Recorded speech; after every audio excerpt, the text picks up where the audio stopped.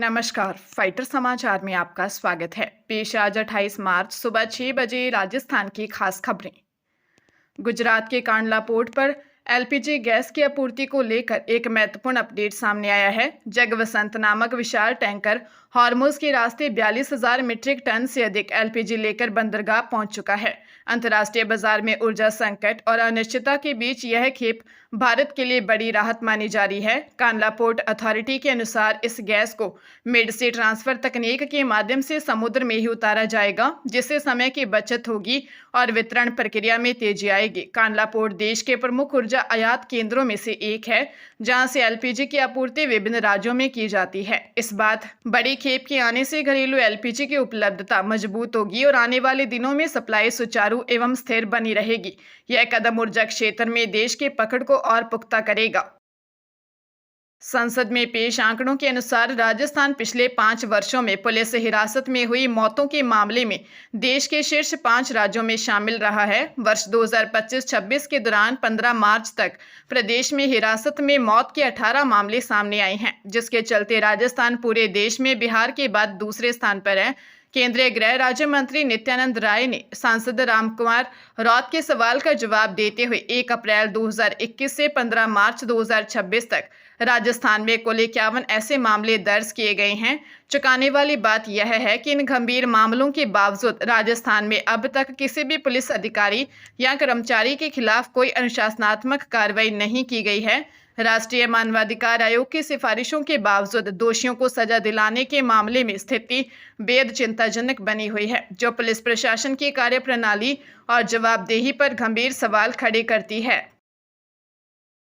Iran युद्ध और वैश्विक तनाव के बीच कच्चे तेल की कीमतों में उतार चढ़ाव जारी है। अंतर्राष्ट्रीय बाजार में ब्रेंट क्रूड की कीमतें $107 प्रति बैरल के आसपास बनी हुई हैं। इस बीच केंद्र सरकार ने आम जनता को बड़ी राहत देते हुए पेट्रोल और डीजल पर एक्साइज ड्यूटी घटाने का ऐतिहासिक फैसला लिया है। सरकार ने दोनों ईंधनों पर 10 रुपये प्रति लीटर की कटौती की है। इस आदेश के बाद पेट्रोल पर लगने वाली एक्साइज ड्यूटी 13 रुपये से घटकर अब मात्र 3 रुपये प्रति लीटर रह गई है। वहीं डीजल पर लगने वाली 10 रुपये की पूरी ड्यूटी को खत्म कर शून्य कर दिया गया। यह कदम ऐसे समय में उठाया गया है जब अमेरिकी राष्ट्रपति के सकारात्मक बयानों के बाद तेल की कीमतों में गिरावट के संकेत मिले हैं। सरकार के इस फैसले से माल ढुलाई सस्ती होगी और आम उपभोक्ताओं को महंगाई से बड़ी राहत मिलने की उम्मीद है। शिक्षा विभाग द्वारा निजी विद्यालयों से प्रतिस्पर्धा और नामांकन बढ़ाने के लिए शुरू किया गया प्रवेशोत्सव 2026 अभियान राजस्थान में विधिवत प्रारंभ हो चुका है। सत्र 2026-27 के लिए जारी इस कार्यक्रम के तहत प्रदेश भर के सरकारी विद्यालयों में शिक्षक हाउस होल्ड सर्वे के माध्यम से अनामांकित और ड्रॉप आउट बच्चों को चिन्हित करने के कार्य में जुटे हैं। शिक्षा निदेशक द्वारा जारी दिशा निर्देशों के अनुसार प्रथम चरण 2 मई तक चलेगा, जिसमें आंगनबाड़ी के 5 से 6 वर्ष के बच्चों का कक्षा 1 में प्रवेश सुनिश्चित किया जा रहा है। विद्यालय पहुंचने वाले नए विद्यार्थियों का तिलक और माला पहनाकर आत्मीय स्वागत किया जा रहा है, ताकि उनमें शिक्षा के प्रति उत्साह जगे। इस बार डिजिटल मॉनिटरिंग के लिए प्रवेशोत्सव ऐप और शाला दर्पण पोर्टल का उपयोग अनिवार्य किया गया। इसका मुख्य लक्ष्य प्रवासी श्रमिकों और वंचित वर्ग के बच्चों को मुख्य धारा से जोड़कर 100% नामांकन हासिल करना है। जोधपुर के चपासनी हाउसिंग बोर्ड थाना क्षेत्र में शेयर मार्केट में निवेश के नाम पर 68,71,000 रुपये की साइबर ठगी का बड़ा मामला सामने आया। पीड़ित सैयद हमीदुद्दीन को विक्ट्री वैनगार्ड्स नामक व्हाट्सएप ग्रुप में जोड़कर ठगों ने खुद को सेबी रजिस्टर्ड कंपनी का प्रतिनिधि बताया।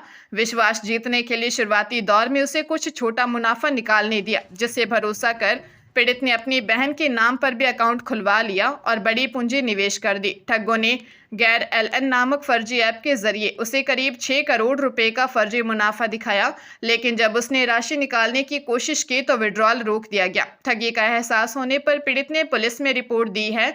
पुलिस ने धोखाधड़ी का मामला दर्ज कर तकनीकी साक्ष्यों के आधार पर आरोपियों की तलाश और ठगी गई राशि की बरामदगी के प्रयास शुरू कर दिए हैं।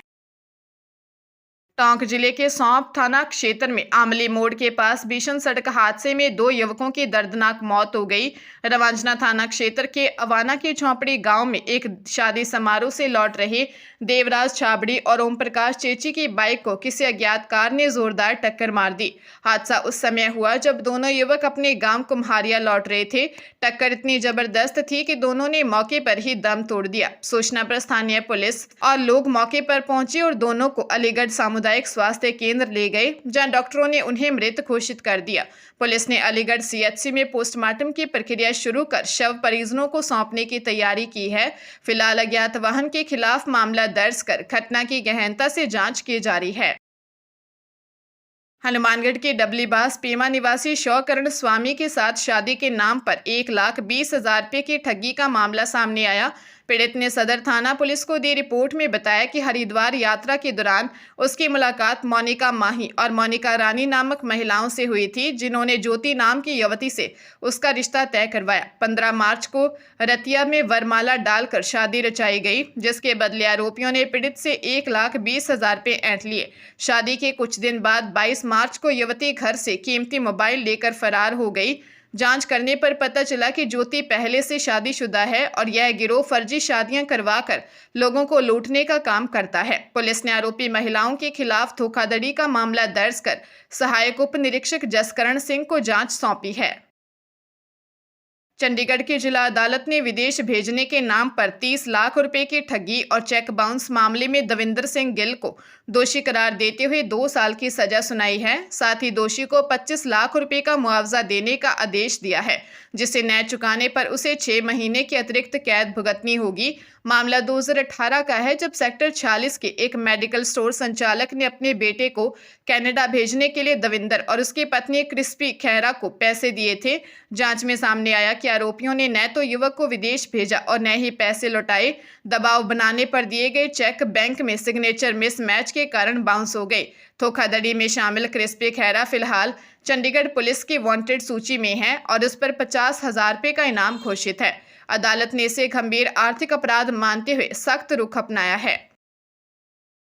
सवाईमाधोपुर के मलारना स्टेशन के पास बनास नदी के रेलवे पुल पर रील बनाना एक भाई बहन को भारी पड़ गया। सोशल मीडिया पर वीडियो सामने आने के बाद आरपीएफ ने त्वरित कार्रवाई करते हुए पिलवा निवासी दिलखुश मीणा और उसकी बहन संजू मीणा को गिरफ्तार कर लिया है। जांच में सामने आया कि दोनों प्रतिबंधित रेलवे ट्रैक और ऊंचे पुल पर खड़े होकर वीडियो बना रहे थे, जो सुरक्षा नियमों का गंभीर उल्लंघन है। आरपीएफ ने रेलवे अधिनियम की धारा 147 के तहत मामला दर्ज कर दोनों के खिलाफ कानूनी प्रक्रिया शुरू कर दी है। प्रशासन ने स्पष्ट किया है कि रेलवे ट्रैक या पुल पर फोटो और वीडियो बनाना न केवल गैर कानूनी है, बल्कि जानलेवा भी हो सकता है।